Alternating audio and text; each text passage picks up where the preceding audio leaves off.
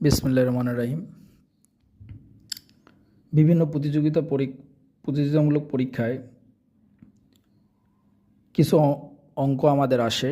সে অঙ্কগুলোর মধ্যে আজকে যে অঙ্কটা নিয়ে আলোচনা করব, এই অঙ্কটা প্রায়ই আসে পরীক্ষাতে। তো চলেন আজকের এই অঙ্কটা আমরা সমাধান করার চেষ্টা করি। এখানে বলা আছে সমবয়সী দুইজন বালিকার বয়স এবং তাদের চেয়ে 3 বছরের বড় একটি বালিকার বয়সের সমষ্টি 27 বছর। কার বয়স কত?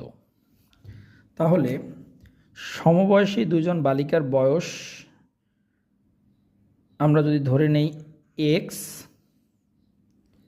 আর তাদের চেয়ে 3 বছরের বড় একটি বালিকার বয়স যদি ধরে নেই x+3, তাহলে সমবয়সী দুইজন মানে x, আর 3 বছর বেশি হওয়ার কারণে আমাদের তৃতীয় যে বালিকা তার বয়স হলো x+3।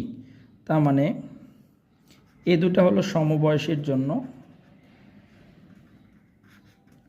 আর এটা হলো আমাদের তার চেয়ে 3 বছরের বড় যে বালিকাটা অপর বালিকা।